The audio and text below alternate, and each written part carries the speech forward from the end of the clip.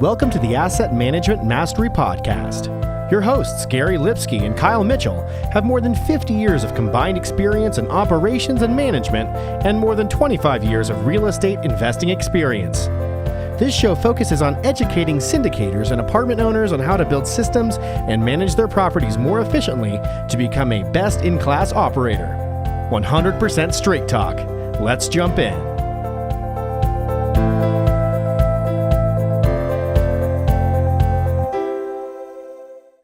Hey everyone, welcome to the Asset Management Mastery Podcast. I'm your co-host Kyle Mitchell, also joined by Gary Lipsky. This podcast is focused on educating operators, building better systems, and becoming a best-in-class operator. Also be sure to check out our Facebook group, Asset Management Mastery. All right, today on the show we have Perry Zheng. How are you, Perry? I'm doing well. Thanks for having me, Mitchell and Gary. Perfect. Well, if you can start by telling the listeners a little bit more about yourself and what you currently do. Yes, I'm the founder and CEO of Cash Flow Portal, a real estate syndication software. In my background, I am both a GP and also a tech professional. I was previously the engineer manager at Lyft, managing a team of 11 people. And previously, I worked as a software engineer at Twitter and Amazon. I'm also a GP on 580 units, and an LP about 2,000 units-ish. Nice. Welcome, Perry. Let's talk about leveraging software to save time and improve investor relations. Tell us a little bit about your portal and why you created it. Yeah, I started the company about a year and 3 months ago when I was frustrated with the cost of syndication software out there. At the time, I only had one deal, and it would have been $1,000 to purchase that one software. So I told myself that it's not that hard to build such a software. And I want to create a software where I can raise money for myself and reduce some of the pain points that I have. The existing software at the time were both expensive and clunky, and they were not exactly built for syndicators. They're more mom and pop. They're either built for funds or large private equity firms. So I want to build something that is for the little guys like myself and that have a more flexible pricing model. I started the work and built a team of 7 full-time engineers, 1 part-time community manager, and 1 part-time designer. And I'm also going to be on a full-time soon. Nice. Well, it sounds really good. What are some of the other differentiators from your portal compared to other portals? Yeah, that's a good question. That's a philosophical question. I would take a 2-pronged approach on that question. One is you can differentiate companies based on feature sets. I will actually caution that's not the right way to differentiate things. It's almost like saying, I want to date a person because so-and-so has certain amount of net worth and liquidity. That person looks rich or whatever, right? Or you, instead of looking at what you currently have, you want to look at what is the potential with this person and what is the future relationship look like. Okay, so let's break it down into 2 parts. One is kind of from a feature set perspective. From a feature set perspective, we really focus on equity raising faster, more money.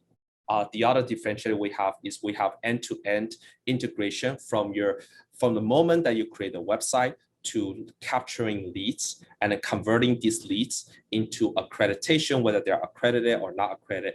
So we help you build a website as well as CRM, all the way to raising equity, and also investor emails, co-sponsor invitation. We have all of that, distributions, ACH. From a peer feature perspective, what we don't have right now compared to some of our competitors is we currently are working on things like ACH, automatic ACH integration. That's coming up in 6 months. So you can take it or leave it and say, okay, why wait 6 months, or why choose the competitor because we don't have that feature. And that's why I feel like we're definitely the youngest company there. So we don't have that feature.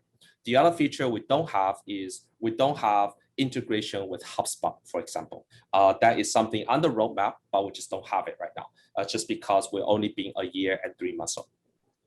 So that's on the feature set. We have basically everything except for kind of those two things. And one of the most requested one is co-sponsor invitation. Our co-sponsor invitation is amazing. It is very streamlined and smooth. Because of the underlying architecture. From a DNA perspective, which is when you want to choose a software, it's a lot of things flow through the software, right? You have to choose the right kind of I highly admire all the competitors and so on. I will kind of talk about how we are different from a DNA perspective. Number one is, I think I'm one of the only people that have both experience in tech and real estate. I'm a pretty experienced and reputable syndicator, I hope. And I'm a pretty good engineer manager. I worked in Silicon Valley for almost all my career. And I know how to build good engineering teams. So I do believe that in the future, you're gonna see this marriage of Silicon Valley like value in terms of building good software to how I know the mom and pop small time syndicators need, and then marriage the two. That's one. Second, how we're different is I really do not care about marketing, and I also don't care about advertising. Yes, we sponsor it, that's true. But if you look at our Google ads and Facebook ads, I so far spent $0 on Google ads and Facebook ads because I believe that spending on ads is ephemeral. You spend it, you get some customers, and then you kind of you don't have a presence in the world.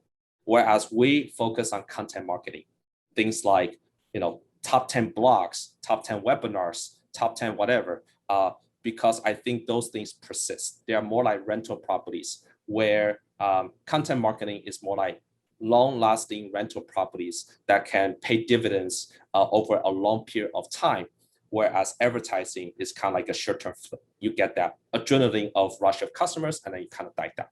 And that carries over into many parts of how I make decisions about the company. If you're a customer, which we do have a few really good customers right now, we prioritize what they tell us. Because I focus more about that they are successful than trying to acquire new customers. And so that's from a DNA perspective, how we're different. So one is product founder fit, that I think I'm unique. And then the second one is I think that my character lends itself to building the best possible product and not necessarily care about acquiring as many customers as fast as I can. You mentioned two things earlier. I want to get more clarity. You talked about converting more potential investors and also raising money faster. Can you explain how do you do those two things? Yeah. So right now, I can tell you some problem statements for syndicators, right? You are a syndicator. What you do is you first create a website. That may be ActiveCampaign or HubSpot or Wix or WordPress. You will hire a designer to fill out the landing page. Then you have a link that links to your investor portal, right? And you always wonder, how can I connect all the leads I got to my investor portal? And then how do I send out emails to it, right? Also, how do I know this investor, how much money they want to invest? Is that 50K or 100K? What's the potential net worth they have, right? How do I know this investor will not waste my time? That's from a syndicator's point of view. Is there so much knowledge gap between a person that's coming in as a lead?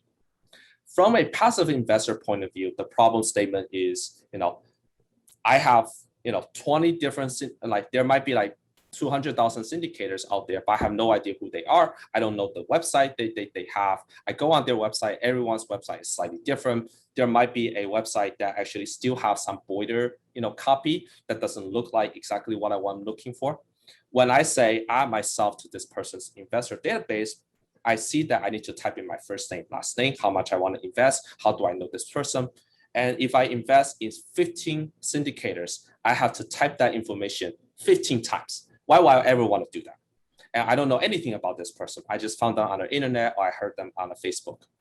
What we're trying to do is we want to make that process much easier so that the syndicator can create a website really, really easily. And the passive investor has a single login that you can log into all cash flow portal syndicators. So when you say add myself to this person's investor database, it already has all your information. You don't have to sign up every single time. And let's talk about security real briefly. Obviously, investors are putting their banking information on there, and it's critical to protect that. So how do you go about it? Is it different from the other portals out there? Yeah, I think there is the baseline, and I think so. The short answer is you are talking to the right person.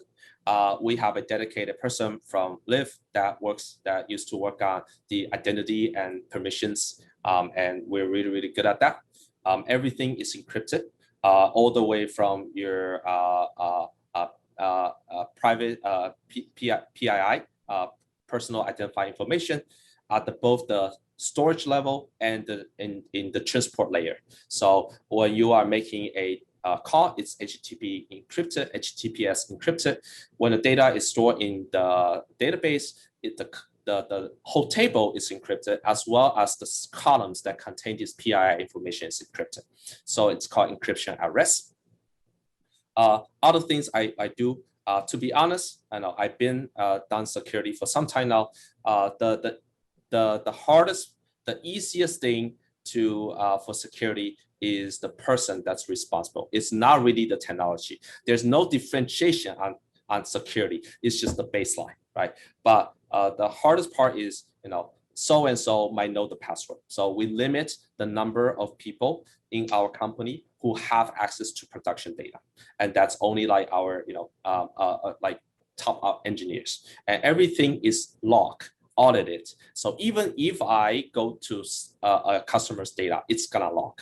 So it will prevent anyone from accessing data for whatever reason. So all the activities that the syndicators does is logged. So that's kind of on the baseline security level. Then there is the permission level, right?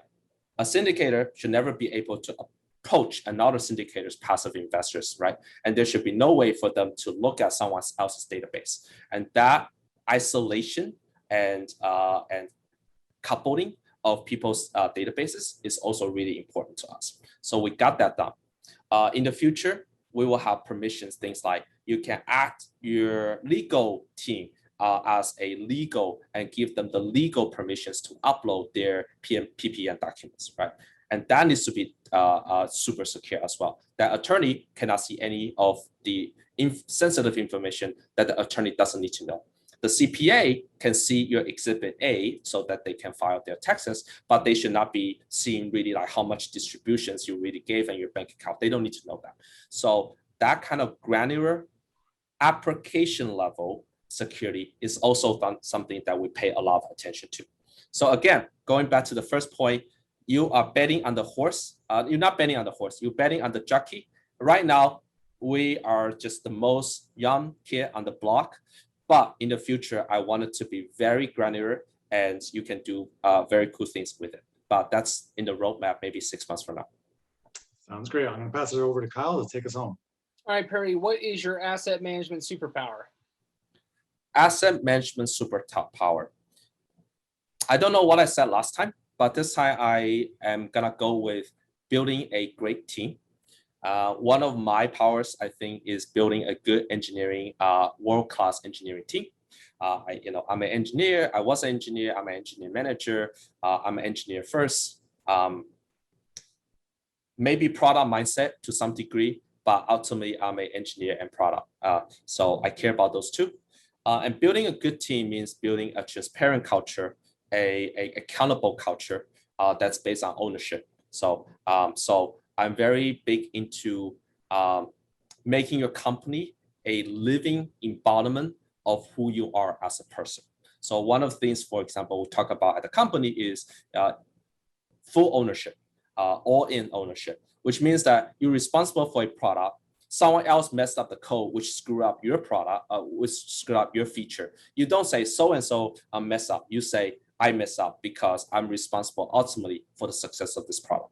So building that team and then depending and trusting that they will do a better job than you do, I think is what ultimately builds a great company.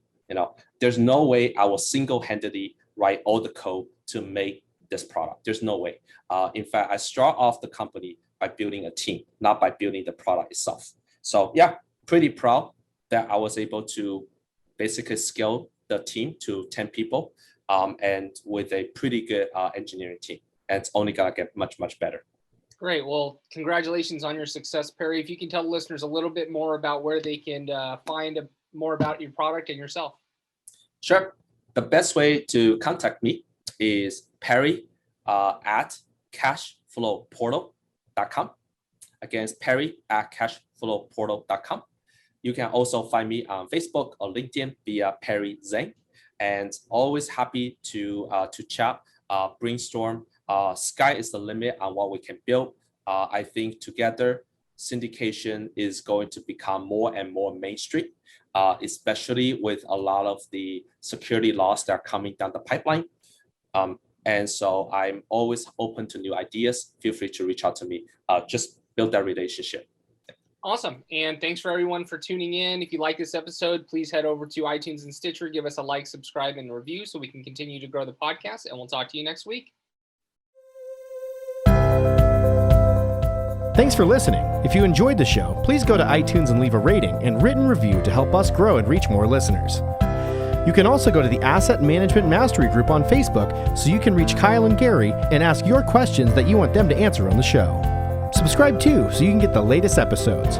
Lastly, to stay updated, go to assetmanagementmastery.com and sign up for the newsletter. If you're interested in partnering with Gary and Kyle, sign up on the contact page so you can talk to them directly.